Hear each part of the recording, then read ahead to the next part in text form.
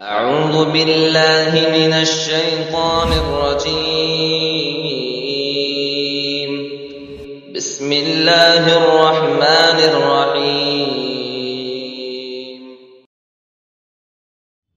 محترم حاضرین، دوستوں، بزرگوں اور ساتھیوں، پردہ نشین اسلامی رشتے کی مائیں اور بہنیں، ہر قسم کی تعریف، حمد و ثنا، کبریائی، پاکیزگی اور بڑائی تمام مخلوقات کی بندگی کا اکیلا مستحق اللہ رب العالمین کے لیے لائق و سزاوار ہے۔ وہی پروردگار عالم ہے، اسی نے ہمیں، آپ کو اور ساری کائنات کو تخلیق بخشی ہے۔ اللہ رب العالمین کی بادشاہت سے دنیا کا کوئی کونا بھی الگ نہیں۔ اللہ رب العالمین اکیلا ہے اور تنہا ساری دنیا کی نگرانی ہر آن، ہر لمحہ اور ہر گھڑی فرما رہا ہے۔ اللہ رب العالمین کا احسان عظیم ہے کہ اس نے ہمیں اور آپ کو مسلمان بنایا، اسلام جیسی عظیم دولت سے مالا مال فرمایا۔ اللہ رب العالمین نے اپنے پیغام کو، اپنی تعلیم کو ساری انسانیت کے لیے عام فرمایا ہے، اور اس کام کو پائے تکمیل تک پہنچانے کے لیے ہر دور میں انبیاء کرام کو دنیا کے اندر بھیجنے کا سلسلہ بھی جاری فرمایا تھا۔ آخری نبی آخری پیغام لے کر، آخری قانون اور آخری شریعت لے کر اس دنیا کے اندر تشریف لائے، اور اس آخری نبی نے جس طرح سے اللہ رب العالمین کے دیے ہوئے آخری پیغام کو پایا تھا، ہو بہو ویسا ہی بغیر کسی کمی اور بیشی کے انسانیت کے سامنے پیش فرما دیا۔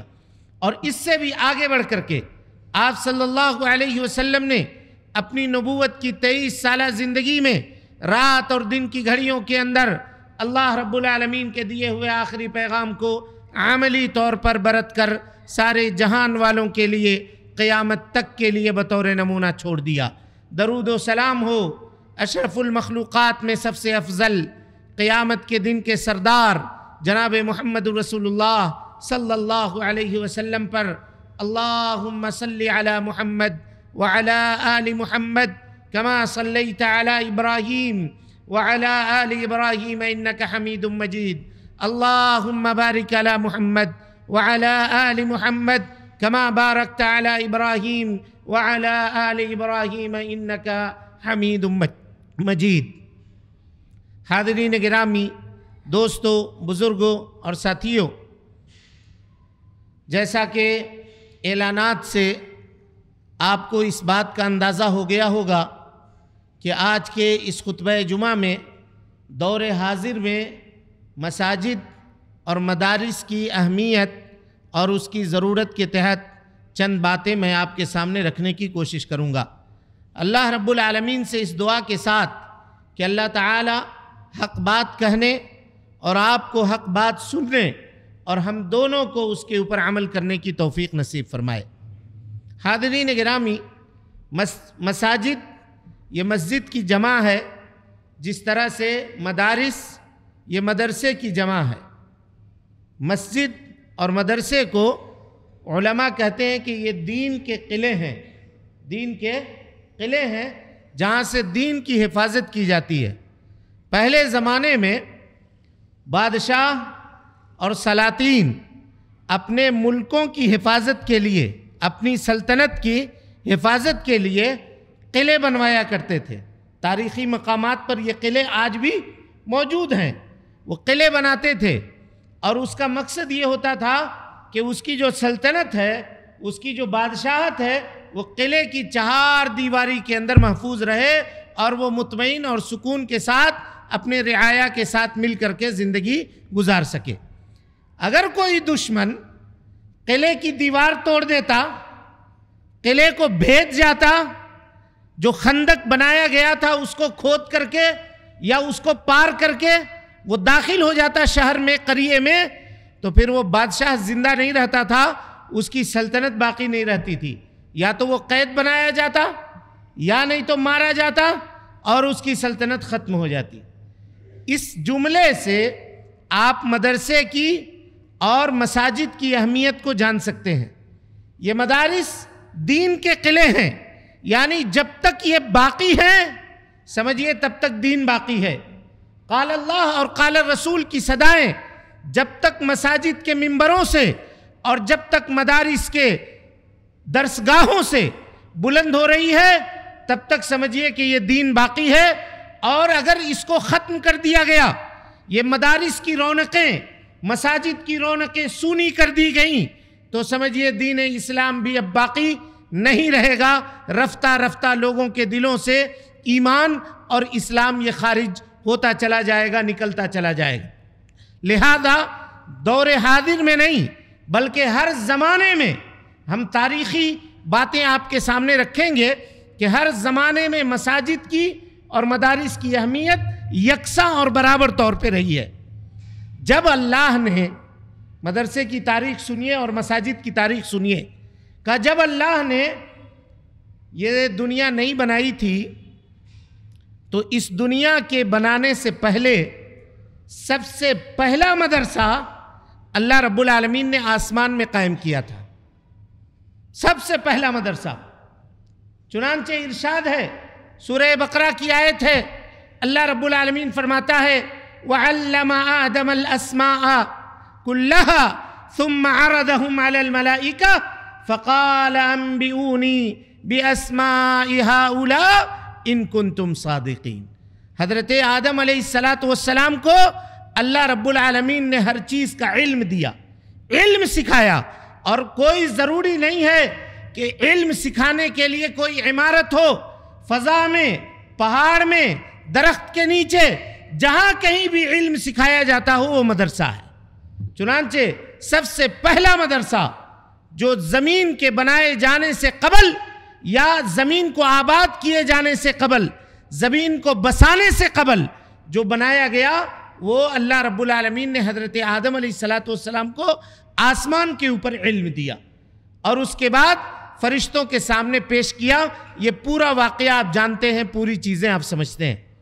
اسی کی اہمیت کے پیش نظر جناب محمد رسول اللہ صلی اللہ علیہ وسلم نے فرمایا کہ ان کی اہمیت کس قدر ہے. آپ نے کہا من سلک طریقا، جو آدمی کوئی راستہ چلے، یلتمس فیہ علما، جو علم سیکھنے کے لیے چلتا ہو، علم حاصل کرنے کے لیے چلتا ہو، سہل اللہ لہ بہ طریقا الی الجنہ، اللہ رب العالمین جنت کے راستے کو اس کے لیے آسان کر دیتا ہے. چنانچہ اس کے بعد حضرت آدم علیہ السلام کے بعد جتنے انبیاء اس دنیا کے اندر تشریف لاتے گئے سب اپنے قوم کو توحید کی دعوت دیتے رہے، علم ان کو سکھاتے رہے. وَلَقَدْ بَعَثْنَا فِي كُلِّ أُمَّةٍ رَسُولًا أَنِ اعْبُدُوا اللَّهَ وَاجْتَنِبُوا الطَّاغُوتَ. اللہ تعالیٰ کہتا ہے ہر امت میں ہم نے ایک رسول بھیجا، اس کا کام یہ تھا یا وہ رسول کا کام یہ تھا کہ وہ لوگوں کو ایک اللہ کی دعوت دیتے تھے، ایک اللہ کی عبادت کی دعوت دیتے تھے، اور اللہ کے علاوہ جن جن کی عبادت کی جاتی ہے طاغوت کی عبادت سے وہ کیا کرتے تھے؟ روکتے تھے، منع کرتے تھے. یہ انبیاء کا مشن چلتا رہا. اس کے بعد اس امت میں جب جناب محمد رسول اللہ صلی اللہ علیہ وسلم کی بعثت ہوئی، آپ وہ سب واقعہ جانتے ہوں گے کہ اللہ کے نبی صلی اللہ علیہ وسلم تنہائی پسند ہو گئے، غار حرا میں جا کر کے اللہ رب العالمین کی عبادت کرتے تھے. تو سب سے پہلا مدرسہ اس امت کا جو قائم ہوا وہ غار حرا میں قائم ہوا، اور اس کے جو معلم تھے وہ حضرت جبرائیل امین تھے، اور وہاں جو شاگرد تھے، جو طالب علم تھے، وہ جناب محمد رسول اللہ صلی اللہ علیہ وسلم تھے. سب سے پہلا درس اس امت کو جو پڑھایا گیا وہ درس تھا اقرا بسم ربک الذی خلق خلق الانسان من علق. پڑھانے والے جبرائیل ہیں اور پڑھنے والے جناب محمد رسول اللہ صلی اللہ علیہ وسلم ہیں. جس طرح سے قرآن مجید کی سب سے پہلی آیت اقرا بسم ربک الذی خلق ہے، اسی طرح سے حدیث مصطفیٰ میں سب سے پہلی حدیث ما انا بقاری ہے. یعنی اللہ کے نبی جناب محمد رسول اللہ صلی اللہ علیہ وسلم کو حضرت جبرائیل نے جب پڑھنے کا حکم دیا کہ آپ پڑھیے، تو نبی صلی اللہ علیہ وسلم نے کہا کہ میں پڑھنا نہیں جانتا. اس امت کے ابتدا میں جب نبی کو نبی بنایا گیا تب اللہ کے نبی صلی اللہ علیہ وسلم نے 2 پیغام دیا ہے. غور کیجئے، جب تک امت ان 2 پیغاموں سے چمٹی رہے گی، امت کی سطوت بلند ہوگی، امت کے افتخار کو، امت کے عزت کو کوئی پامال نہیں کر سکتا. سب سے پہلی چیز اقرا، پڑھے، امت پڑھے. اللہ کے نبی صلی اللہ علیہ وسلم کو یہ حکم دیا گیا، اور اس کے بعد اللہ کے نبی صلی اللہ علیہ وسلم نے یہ بتایا ما انا بقاری، میں پڑھنا نہیں جانتا. یہ اس بات کی طرف اشارہ ہے کہ چاہے آدمی کتنا بڑا کیوں نہ ہو، اگر وہ نہ جانتا ہے، اسے معلوم نہیں ہے، تو وہ کہہ دے کہ میں نہیں جانتا ہوں، مجھے علم نہیں ہے. زبردستی کا تکلف کسی مسئلے میں نہ کرے، بلکہ کہہ دے کہ مجھے اس بات کا علم نہیں ہے. یہ درس امت کو کہاں سے ملا؟ غار حرا سے ملا. آپ اقرا بسم ربک الذی خلق سے نبی بنائے گئے، اور اس کے بعد کچھ دنوں تک وحی کا سلسلہ منقطع رہا، وحی کا سلسلہ بند ہو گیا. تو اللہ کے نبی جناب محمد رسول اللہ صلی اللہ علیہ وسلم کے اوپر دوسری وحی نازل ہوئی. یا ایھا المدثر قم فانذر وربک فکبر وثیابک فطہر والرجز فہجر ولا تمنن تستکثر. یہ دوسری وحی ہے جو اللہ کے نبی صلی اللہ علیہ وسلم کے اوپر نازل ہوئی. اقرا بسم ربک الذی خلق سے آپ نبی بنائے گئے، اور یا ایھا المدثر سے آپ رسول بنائے گئے. جب رسول بنائے گئے تو آپ نے اپنی دعوت کا آغاز کیا، اپنی دعوت کو امت تک پھیلانے کا کام شروع کیا. تو اب اس کے لیے مدرسے کی ضرورت تھی، تاکہ وہاں بیٹھ کر کے صحابہ کرام رضوان اللہ علیہم اجمعین کو علم سکھا سکیں. چنانچہ پیارے مصطفیٰ صلی اللہ علیہ وسلم نے غار حرا کے بعد سب سے پہلا مدرسہ مکۃ المکرمہ میں دار ارقم میں قائم کیا، جہاں صحابہ کرام رضوان اللہ علیہم اجمعین اکٹھا ہوتے تھے، جمع ہوتے تھے، خفیہ طور پر وہاں پہنچتے تھے، اور اللہ کے نبی جناب محمد رسول اللہ صلی اللہ علیہ وسلم سے دین کی تعلیم لیا کرتے تھے. کوئی یہ معاملہ نہیں تھا، حالات سازگار نہیں تھے. کفار و مشرکین کو اگر پتہ چل جاتا کہ فلاں گھر میں فلاں مقام کے اوپر یہ اکٹھا اور جمع ہے، تو صحابہ کرام کے جان کے لالے تھے، ان کے جانوں کا خطرہ تھا.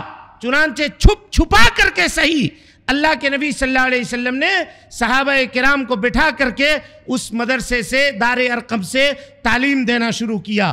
وہاں معلم جناب محمد رسول اللہ صلی اللہ علیہ وسلم تھے، اور شاگرد حضرت ابو بکر صدیق رضی اللہ تعالیٰ عنہ تھے، حضرت بلال حبشی تھے، سہیل ابن سنان رومی تھے، حضرت عثمان غنی تھے، اور اس طرح سے سعید ابن زید تھے.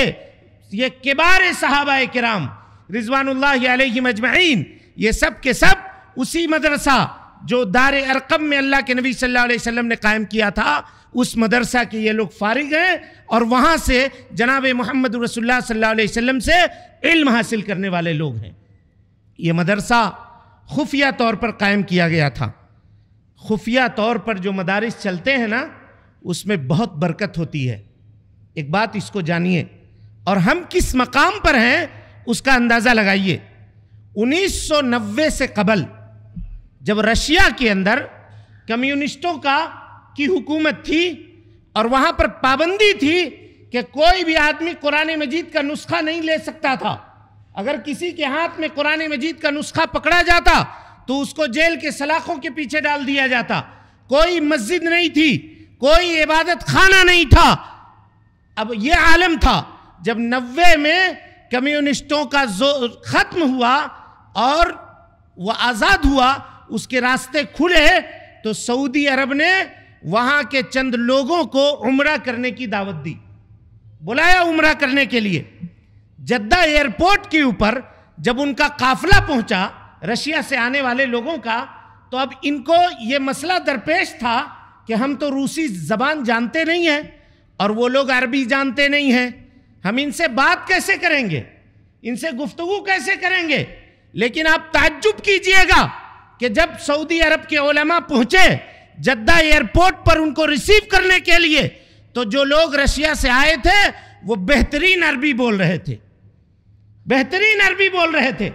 ان لوگوں نے کہا کہ کیسے یہ معاملہ کیسے ہوا؟ کہا کہ رات کی تاریکی میں ہم اپنی بستیوں میں ایک گھر متعین کر لیا کرتے تھے، ہمارا معلم پہلے سے وہاں موجود ہوتا اور ہم لوگ چھپ چھپا کر کے تاریکی میں وہاں پہنچ کر کے قرآن مجید پڑھا کرتے تھے. ہم صرف عربی زبان نہیں بلکہ اس قافلے میں جتنے لوگ ہیں یہ سب کے سب قرآن مجید کے حافظ ہیں, سب کو قرآن مجید یاد ہے. بتائیے یہ اس دور کے اندر بھی ان جیالوں نے قرآن مجید کی حفاظت کی, اس دین کی حفاظت کی اور اس کو سیکھا.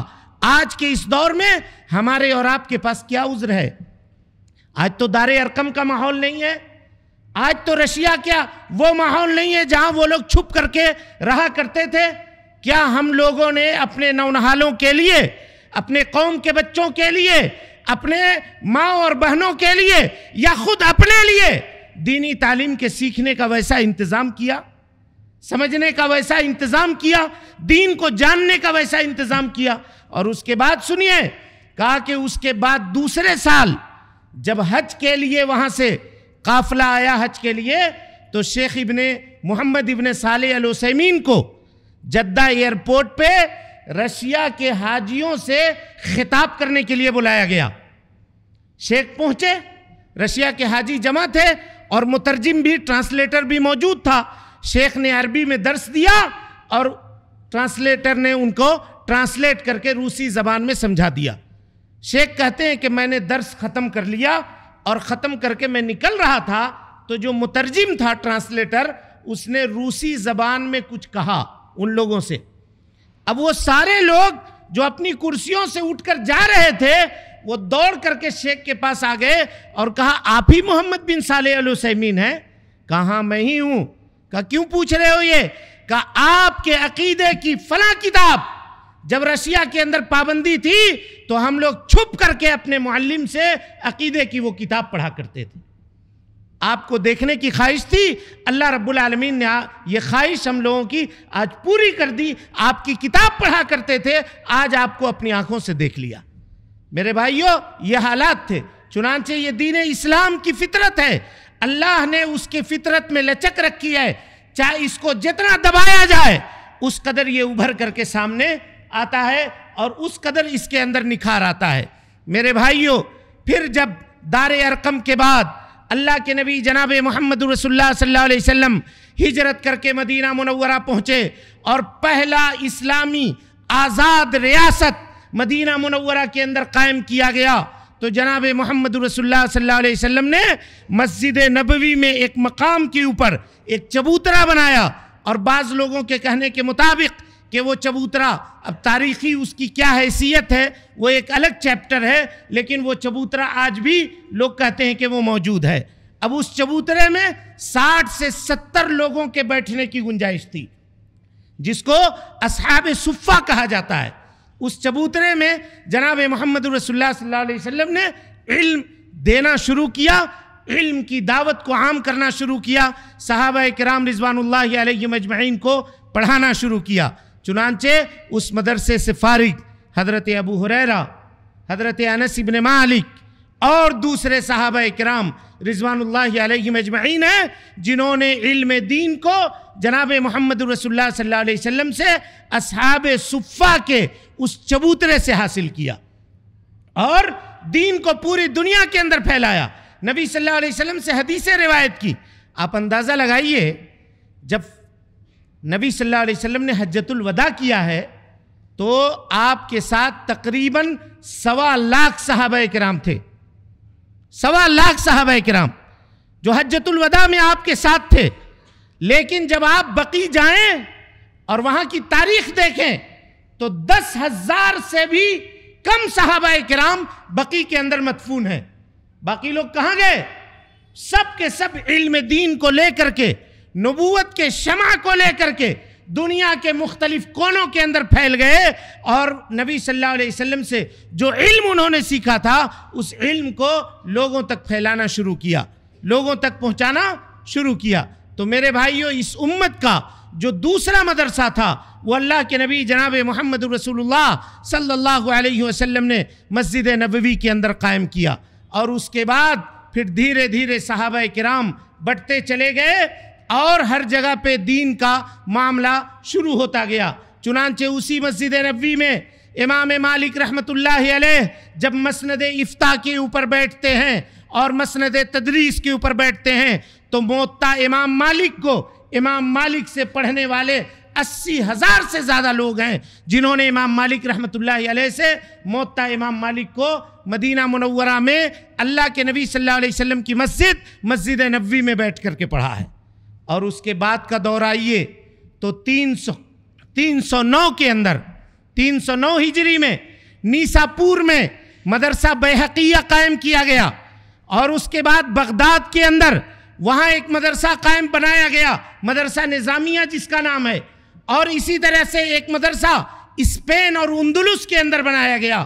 یہ سارے مدرسے دین کے تعلیم کو عام کرتے رہے اور لوگ وہاں سے فیض یاب ہوتے رہے۔ اب اس کے بعد آئیے، یہ تو ایک عالمی تاریخ تھی جس کی ایک جھلک ہم نے آپ کے سامنے رکھا۔ عبد الملک ابن مروان کے زمانے میں مورخ لکھتا ہے کہ مسجد اقصیٰ کے اندر 360 مسند لگائے گئے تھے، وہ چھوٹے چھوٹے گنبد آپ کو نظر آتے ہوں گے، عبد الملک ابن مروان نے بنایا تھا مسجد اقصیٰ کے اندر، اور وہاں 360 اساتذہ بیٹھا کرتے تھے اور جس سے شاگرد بیٹھ کر کے تعلیم حاصل کیا کرتے تھے، علم دین سیکھا کرتے تھے۔ یہ سنہرا دور تھا اسلام کا جس دور سے ہم اور آپ گزرے ہیں۔ اب اس کے بعد آئیے، اسلام کی تاریخ میں ہندوستان کے اندر مدارس کی کیا تاریخ رہی ہے، اس کے اوپر بھی ایک جھلک اور ایک نظر ہم ڈال لیتے ہیں۔ 1857 کی جنگ آزادی سے قبل مورخ لکھتے ہیں، اگر یہ بات کہنا مناسب ہو تو انگریز اس ملک کے اوپر جو حملہ آور ہوا تھا، بعض لوگوں نے یہ لکھا ہے کہ ان کی نظر یہاں کے دولت کے اوپر تھی، لیکن کچھ انصاف پسند لوگوں نے یہ بھی لکھا ہے کہ ان کی نظر یہاں کے دولت پہ کم، یہاں کی حکومت پہ زیادہ تھی، کیونکہ اس وقت یہاں مسلمانوں کی حکومت تھی اور اکثر مقامات کے اوپر ہندوستان میں مسلم حکمراں حکومت کر رہے تھے۔ لہذا آپ کو معلوم ہوگا کہ جب انگریز حملہ کرنے کے لیے ہندوستان داخل ہوتا ہے تو سب سے پہلے جن لوگوں نے مزاحمت کی ہے وہ مسلمان ہیں، اور بلکہ علماء کرام ہیں۔ آپ کو معلوم ہوگا 1857 سے قبل مالدہ کے علاقے میں، بنگال اور بیربھوم کا جو علاقہ ہے، اس علاقے میں 5 لاکھ علماء اہل حدیث کو ان انگریزوں نے شہید کیا تھا اور مارا تھا کہ یہ لوگ ان کے راستے میں روڑے اٹکانے والے تھے، یہ ان کو راستے سے روکنے والے تھے۔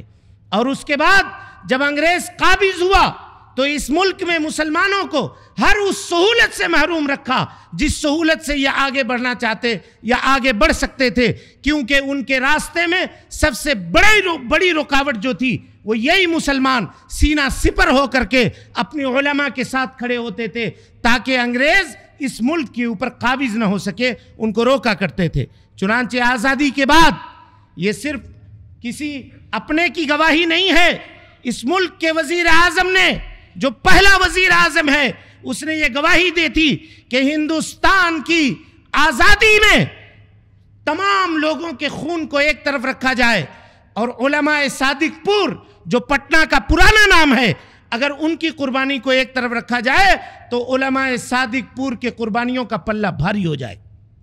ایسا ویسا ظلم کیا، عید کا دن تھا، علماء صادق پور کے گھروں کے اندر ان انگریزوں نے بلڈوزر چلوا دیا، عید کے دن ان کو تکلیف دی تاکہ ان کو تکلیف پہنچے، اور علماء کرام کو تختے دار تک گھسیٹا، کالا پانی کی سزائیں دیں اور ان کو پھانسی کے پھندے تک لے جا کر کے چڑھایا۔ یہ ساری تاریخ ہے میرے بھائیوں۔ اب آپ سے سوال ہے کہ بتائیے، مالدہ کے اس سرزمین پہ جو علماء کرام شہید کیے گئے تھے وہ کس مدرسے سے علم حاصل کرنے والے تھے؟ اس وقت کوئی مدرسہ ہوا نہیں تھا۔ جب یہاں مسلمانوں کی حکومت تھی تو اتالیق مقرر ہوا کرتے تھے، بادشاہ اساتذہ کو مقرر کرتے تھے، کوئی درخت کے نیچے، کوئی چبوترے میں بیٹھ کر کے علم سکھایا کرتا تھا، اور بلا تفریق مذہب و مسلک و ملت لوگ بیٹھتے تھے۔ کوئی بیضاوی کا نسخہ پڑھ رہا ہے، وہیں پہ کوئی سنسکرت پڑھ رہا ہے، اسی جگہ پہ کوئی قرآن مجید کی تفسیر پڑھ رہا ہے، اور یہ ساری تعلیمات اس زمانے میں عام کیا جاتا تھا۔ अतालीक मुकर्रर थे। लिहाजा अंग्रेज राइटर खुद लिखता है कि जब हिंदुस्तान के ऊपर हमला किया गया था तो उस वक्त हिंदुस्तान में मिकदार खानदगी 86% थी। 86% लोग जो थे हिंदुस्तान के वो पढ़े लिखे थे और वो मुत्तहिदा हिंदुस्तान था, अलग नहीं हुआ था। बांग्लादेश का और पाकिस्तान का मुल्क, पाकिस्तान का ये इलाका अलग नहीं हुआ था। मुत्तहिदा हिंदुस्तान में 86% लोग जो थे वो पढ़े लिखे थे उस जमाने में। और जब गोरा मुल्क छोड़कर गया, अंग्रेज मुल्क छोड़कर गया, तो उस वक्त 57% यानी 56% लोग ऐसे थे जिनको बस के पीछे लिखा हुआ नंबर पढ़ना नहीं आता था। तालीम के मैदान में उन लोगों ने मुसलमानों को और खास करके हिंदुस्तानियों को इस कदर पीछे ढकेल दिया। चुनांचे मेरे भाइयों, 1857 की जंग आज़ादी में जब उलमाए किराम शहीद किए गए तो उलमा को अब फिक्र हुई कि इतनी बड़ी तादाद में जब उलमाए किराम मारे जाएंगे तो फिर इस दीन का क्या होगा, इसको कैसे बचाया जाएगा, इसकी हिफाजत कैसे की जाएगी। चुनांचे 1866 के अंदर इस मुल्क में पहला मदरसा दारुल उलूम देवबंद के अंदर कायम किया गया और इसके बनाने वाले तमाम लोग, तमाम मजहब और मसलक के लोग मिल करके इसको कायम करने वाले थे। और उसके बाद 1867 में, एक साल के बाद, सबसे पहला अहले हदीस मदरसा जामिया आलिया के नाम से मऊ के अंदर कायम किया गया। और उसके एक साल के बाद मदरसा अहमदिया सल्फिया के नाम से बिहार के आरा में मदरसा कायम किया गया। और धीरे धीरे धीरे धीरे फिर ये मदारिस बढ़ते चले गए और पूरे हिंदुस्तान के अंदर फैलते चले गए। ये तारीख है। लेकिन इन मदरसों ने किस कदर मशक्क़त को झेला है, कितनी परेशानियां बर्दाश्त की हैं, कितनी तकलीफें झेली हैं। आज बड़ी सतर है मेरे भाइयों, हम सब के पास अल्लाह रब्बुल आलमीन ने मालो दौलत अता किया है। लेकिन एक दो वाक़े मैं आपके सामने रखना चाहता हूँ ताकि आपको पता चले कि किस तरह से इस दीन की हमारे अकाबिर ने हिफाजत की है ताकि ये दीन सही सालिम हम तक पहुँचे। आज जो हम इस तरह के बड़े बड़े मसाजिद के अंदर बैठ करके खुतबा सुन रहे हैं, चैन और सुकून के साथ अपनी शरीयत के ऊपर अमल कर रहे हैं, हमारे असलाफ ने इसमें बड़ी कुर्बानियाँ दी हैं। उस वक्त कैश किसी के पास नहीं होता था, किसी के जेब में पैसा नहीं था, मदरसा चलाने के लिए बड़ी ज़रूरत थी। चुनांचे उलमा ने एक तरकीब निकाली कि हर घर में, गौर कीजिएगा, हर घर में जो खाना बनता है, जो चावल बनता है, हर खातून खाना क्या करे, वो जो एक टाइम का खाना बनाती है 10 लोगों का, 5 लोगों का या 4 लोगों का, वो उसमें से एक मुट्ठी चावल निकाल करके, एक मुट्ठी चावल निकाल करके अलग रख दे। इसको मुठिया चावल का निज़ाम या कहीं पे चुटकी के चावल का निज़ाम कहा जाता है। एक मुट्ठी चावल वो निकाल कर खातून अलग रख देती थी। और उसके बाद हफ्ते में मदरसे से एक आदमी मुकर्रर होता था, वो घर घर आवाज़ लगा करके घूमता और वहाँ से वो मुठिया चावल इकट्ठा करता, उसको फ़रोख्त किया जाता था और उसी को जंग आज़ादी के मुजाहिदीन के ऊपर और मदारिस में पढ़ने वाले तलबा के ऊपर खर्च किया जाता था। ये वो दौर गुजरा है। और उसके बाद जब मदरसा रहमानिया कायम किया गया, ये भी वाक़या आप सुन लीजिए और जान लीजिए। बाबू अब्दुल्ला जो उसके पहले नाजिम थे, दिल्ली में कपड़े के बहुत बड़े ताजिर थे और उस वक्त तकरीबन बंगाल से, बिहार से और मुख्तलिफ मकामात से 30 या 36 तालिब इल्म वहाँ दिल्ली के अंदर इकट्ठा होकर के बैठ करके तालीम हासिल किया करते थे। उनके कपड़े के तिजारत पे कारोबार में आग लग गई। जो गोडाउन था कपड़े का, उसमें आग लग गई। मियाँ सैयद नज़ीर हुसैन मुहद्दिस दहलवी ने ज़ोहर की नमाज में तलबा को बुला करके खिताब किया और कहा कि अब आप लोगों से माजरत है, आप लोग अपने अपने घर चले जाइए, क्योंकि जो मदरसे का खर्चा उठाते थे अब उनका कारोबार इस हाल में नहीं है कि वो आपका खर्चा उठा सकें। जब बाबू अब्दुल्ला को इसका इल्म हुआ तो असर के वक्त वो मस्जिद में तशरीफ़ लाए, मौलाना को पकड़ा और कहा कि आपने ऐसा ऐसा ऐलान किया है। कहा हाँ मैंने किया है। कहा आपने किससे पूछ कर किया था? किससे पूछ कर किया था? अब्दुल्ला का कारोबार चला है, अभी अब्दुल्ला जिंदा है, अभी अब्दुल्ला जिंदा है। अभी आप इन तालिबान उलूम नबूवत को इनको भेजिए नहीं, इनको बाकी रखिए। घर गए, बीवी से कहा जितने जेवरात हैं सब के सब उतारो, सब के सब निकालो और एक रुमाल में वो सारे जेवरात लपेट करके लाकर مولانا کے قدموں میں ڈال دیا اور کہا مولانا جن زیورات کو فروخت کر دیجئے، اس سے جو رقم ملتی ہے بچوں کے تعلیم کا انتظام کیجئے، جب تک یہ پیسہ چلے گا تب تک میں اپنا کاروبار دوبارہ اسٹینڈ کرنے میں انشاءاللہ کامیاب ہو جاؤں گا، مدرسہ بند نہیں ہونا چاہیے، شاگرد یہاں سے لوٹ کر کے واپس نہیں جانا چاہیے۔ یہ قربانی ہمارے اسلاف نے اسی ہندوستان کی سرزمین کے اندر دی ہے میرے بھائی۔ چنانچہ یہ مدارس دین کے قلعے ہیں، اس کی حفاظت کی کوشش ہر دور کے اندر کرنی چاہیے۔ اگر ہم نے اس کو چھوڑ دیا، اس کو ہم نے ترک کر دیا تو وہی صورتحال پیدا ہوگی جو آج کے اس زمانے کے اندر پیدا ہوئی ہے۔ ہم لوگوں نے مدرسے اور مساجد کی طرف توجہ دینا کم کر دیا۔ دین کا تعلیم سیکھنا ہم سمجھتے ہیں کہ اگر یہ دین سیکھے گا، دین جانے گا تو غریب رہے گا، کمزور رہے گا، کیا کھائے گا، ہم یہ تصور کرتے ہیں۔ میرے بھائیوں، انجینئر بننا، ڈاکٹر بننا یہ غلط بات نہیں ہے، لیکن قبر کے اندر جو سب سے پہلا سوال ہوگا وہ اللہ رب العالمین یہ نہیں پوچھے گا کہ تم نیٹ پاس کیے تھے، کیا آئی ایس تھے، کیا آئی پی ایس تھے، کیا تھے، یہ سوال نہیں ہوگا۔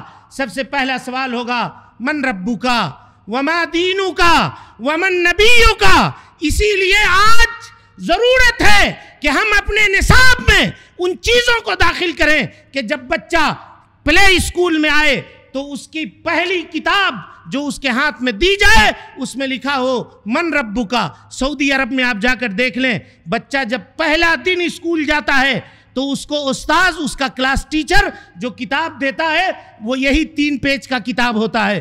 ایک پہ لکھا ہوتا ہے من ربکا، دوسرے پہ لکھا ہوتا ہے وما دینکا، اور تیسرے پہ لکھا ہوتا ہے ومن نبیکا، کہ آج تمہارے مدرسے کا پہلا دن ہے، آج تم وہ سیکھو جو تمہارے آخرت کے پہلے دن میں کام آئے گا، قبر کی رات میں جو تمہارے لیے کام آئے گی وہ اس بچے کو سکھایا جاتا ہے۔ آج ہم لوگ مدرسے کی تعلیم کو حقیر سمجھتے ہیں، اسکولوں کے اندر، مشنری اسکولوں کے اندر پڑھانے کے لیے، اپنے بچوں کو داخل کرنے کے لیے لائنیں لگتی ہیں، بڑے بڑے ڈونیشن دیے جاتے ہیں، اور میرے بھائیوں وہاں بچہ سیکھتا کیا ہے؟ کیا سیکھتا ہے؟ کبھی ہم نے اس کے اوپر غور کیا؟ وہاں ایک چیپٹر ہے سنڈریلا، جس کے اندر یہ سکھایا جاتا ہے کہ ایک 3 سال کی بچی اپنے ماں کو بیوقوف بنا کر کے جھوٹ بول کر کے گھر سے باہر نکلتی ہے۔ یعنی ہم جن اسکولوں کے اندر، جن مدارس کے اندر اپنے بچوں کو داخل کر رہے ہیں، جن کالجوں کے اندر اپنے بچوں کو داخل کر رہے ہیں، وہاں نہ لباس کا ٹھکانہ ہے، نہ صحیح طریقے سے زندگی گزارنے کا ٹھکانہ ہے۔ بتائیے ایک بچی جو 10 سال تک، 11 سال تک، یا میٹرک تک، یا اس کے بعد تک اسکرٹ پہن کر کے اسکول جاتی ہو، کالج جاتی ہو، برہنہ ہو کر کے، بے پردہ ہو کر کے، غیر محرموں کے ساتھ بیٹھ کر کے تعلیم حاصل کرتی ہو، جب وہ واپس لوٹے گی تو وہ کیا تربیت کرے گی؟ وہ کہاں تک واپس آئے گی؟ حضرت سعید ابن مسیب کے پاس ایک شخص آئے، غور سے سنیے گا، ایک شخص آئے سعید ابن مسیب کے پاس اور کہا کہ میں اپنے بچے کی تربیت کرنا چاہتا ہوں۔ سعید ابن مسیب نے پوچھا کہ بھائی یہ بتاؤ تمہارے بچے کی عمر کیا ہے؟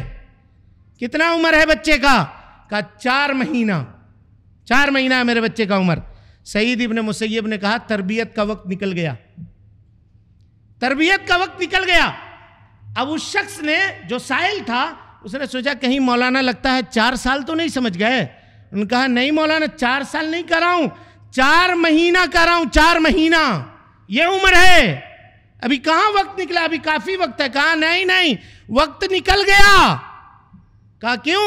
کہا اگر تم اپنے بچے کی تربیت کرنا چاہتے ہو تو جس وقت تم نے اپنے نکاح کا پیغام بھیجا تھا وہی اس وقت سے تربیت کا وقت تھا، تم اس کے لیے جیسی ماں لاؤ گے ویسی تربیت ہوگی، تمہاری بیوی جس طرح سے ہوگی تمہارے بچے کی ذہنی نشو نما اسی کیفیت سے ہوگی۔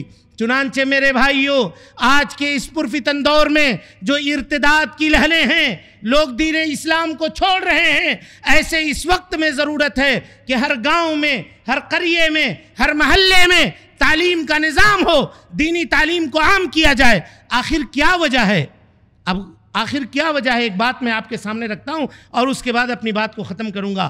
کیا وجہ ہے؟